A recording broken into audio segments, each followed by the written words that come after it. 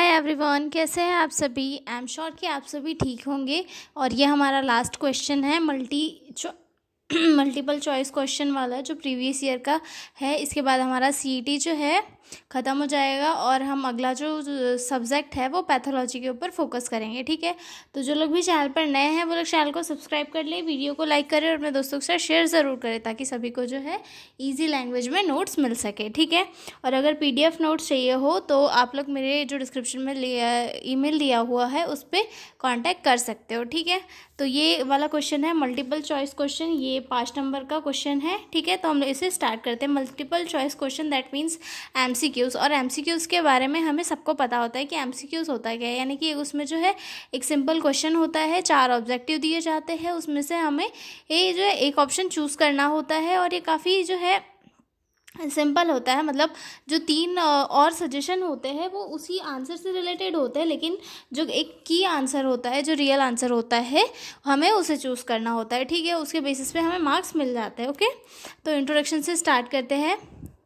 MCQs are the objective type questions used to assess student learning. मतलब MCQs जो है objective type question होते हैं जिसे स्टूडेंट की लर्निंग जो है उसे असेस करने के लिए यूज़ किया जाता है। ठीक है, each question has 1 correct answer and 3 to 4 wrong but related options. यानी कि एक क्वेश्चन में जो है 3 से 4 ऑब्जेक्टिव होते हैं, जिसमें से एक करेक्ट होता है और बाकी जो अदर वर्ड्स होते हैं वो भी उससे रिलेटेड होते हैं, लेकिन वो जो है रॉन्ग होता है। ठीक है, commonly used in nursing exam, competitive exam, test, class assessment etcetera. मतलब ये जो MCQs है इन्हें कंपटीशन एग्जाम में सबसे ज़्यादा पूछा जाता है, नर्सिंग एग्जाम्स में, और क्लास असेसमेंट जो टेस्ट वगैरह होते हैं उनमें भी पूछा जाता है। ठीक है, नर्सिंग एग्जाम्स में तो हालांकि ऑब्जेक्टिव्स हमारे ईयरली एग्जाम्स में नहीं पूछा जाता, लेकिन जो हमारे कॉम्पिटिटिव एग्जाम होते हैं जैसे कि नॉर्सेट हो गया, ESIC हो गया, स्टाफ नर्स के जो भी कॉम्पिटिटिव एग्जाम हो गए,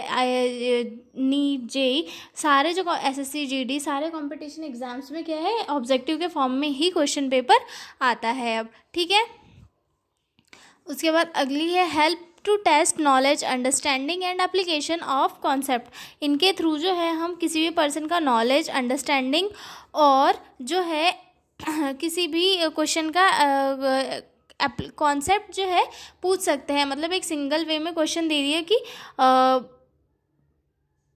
क्वेश्चन कुछ भी छोटा सा दे दिया और उसके जो ऑप्शंस दे दिए उसके बेस पे हम लोग जो इसका कॉन्सेप्ट देख सकते हैं। ठीक है, MCQs are quickly to answer and easy to evaluate. मतलब अगर क्वेश्चन ईजी है और हमें आता है, दैट मीन्स हम उसका क्विक आंसर करके आगे दूसरे क्वेश्चन की ओर बढ़ सकते हैं। बट अगर नहीं आता है तो वो तो भगवान के भरोसे होता है। ठीक है, they allow teachers to cover wide syllabus in less time. मतलब ऑब्जेक्टिव्स के फॉर्म में अगर हम क्वेश्चन पेपर पूछते हैं तो काफ़ी शॉर्ट क्वेश्चन पेपर के फॉर्म में जो है वाइड सिलेबस कवर हो जाता है। ठीक है, डेफिनेशन देखते हैं MCQ की।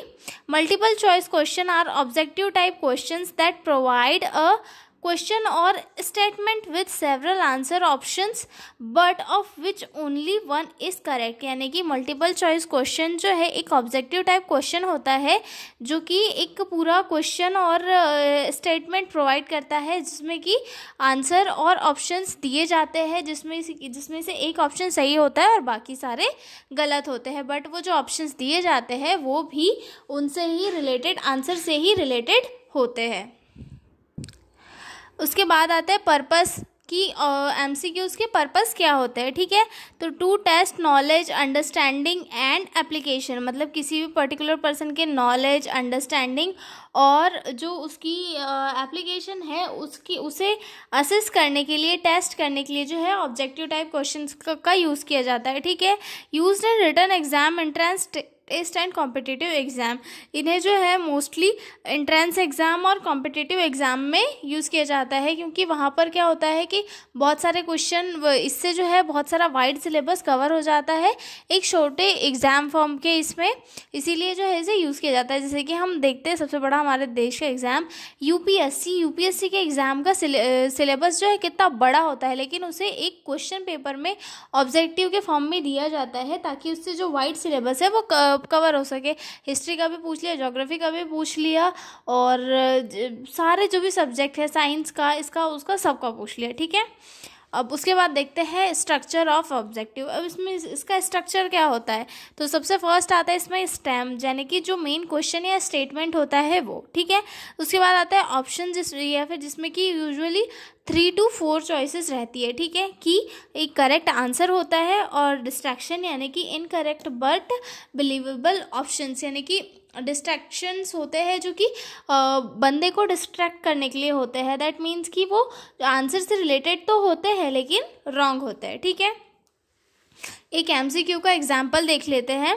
अ vitamin is also known as ascorbic acid. ये इसमें से जो है एक आंसर सही है, एक आंसर आप मुझे जो है मेरे कमेंट में ज़रूर बताइएगा। सॉरी, आंसर तो ये लिखा है, विटामिन सी को हम जो है एस्कॉर्बिक एसिड के नाम से जानते हैं। तो इसमें से जो है ये 3 डिस्ट्रैक्शंस है, 1 2 3, और एक राइट आंसर जो है वो है विटामिन सी, ठीक है। तो स्टेम का क्या हो गया, इसमें क्वेश्चन स्टेम हो गया, ऑप्शंस ये हो गए, की आंसर ये हो गया, देन डिस्ट्रैक्शन ये 3 हो गए। ओके, आगे देखते हैं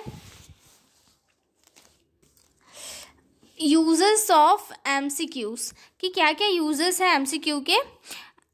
एमसीक्यू का फर्स्ट यूज है measure the knowledge of terminology, मतलब किसी भी टर्मिनोलॉजी के नॉलेज को असेस करने के लिए जो है एमसीक्यू का यूज़ किया जा सकता है। मतलब पर्टिकुलर कोई सेंटेंस दे दिया कि व्हाट इज़ हाइपरटेंशन, उसके बाद जो है इसे ऑब्जेक्टिव में 4 इसमें दे दिए, increase blood pressure, increase sugar level, increase temperature, या फिर इंक्रीज थायराइड ग्लैंड। तो इसमें से हमें एक टर्मिनोलॉजी पहचानी है कि हाइपरटेंशन यूज़ क्यों की जाती है, ठीक है।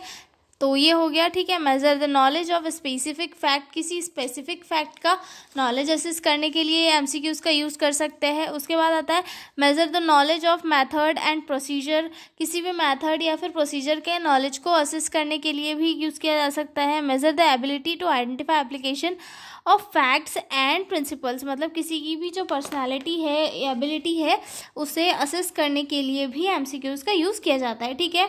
Measure ability to interpret cause and effect relationship, मतलब किसी भी पर्सन की जो है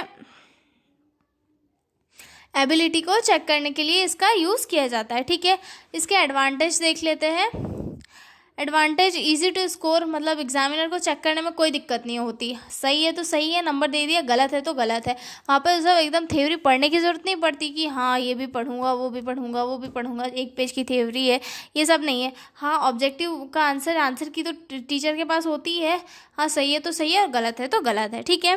कवर्स वाइड कंटेंट क्विकली, मतलब वाइड पूरा जो कंटेंट है बहुत सारे, जैसे कि मैंने आपको यूपीएससी वाला बताया था, सिलेबस इतना सारा है लेकिन क्वेश्चन पेपर में उस सिलेबस को कवर कर लिया जाता है, ठीक है। रेड्यूस सब्जेक्टिविटी इन मार्किंग, ठीक है।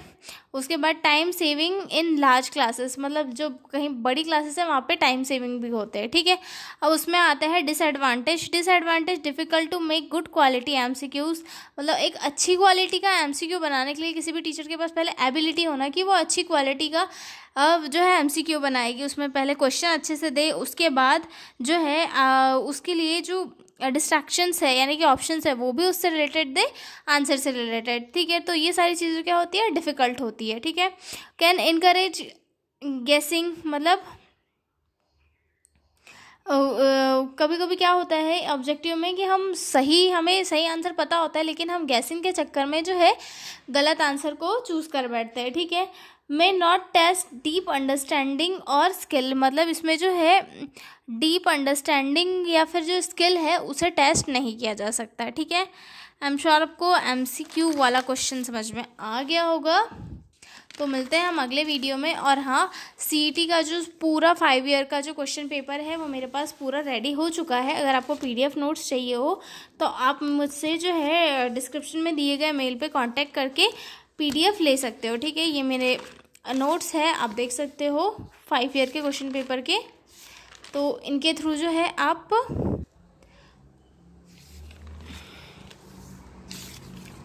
नोट्स, ये 2019-18 और 2019-20, 22, 18, 25 मतलब सारे ईयर के जो क्वेश्चन पेपर है उनका सोल्यूशन इस PDF में आपको मिल जाएगा। डिस्क्रिप्शन में लिंक डली हुई है, सॉरी ईमेल डला हुआ है, आप उस पर कांटेक्ट करके मुझसे नोट्स ले सकते हो। तो मिलते हैं हम अगले वीडियो में एक नए क्वेश्चन के साथ, तब तक के लिए बाय बाय।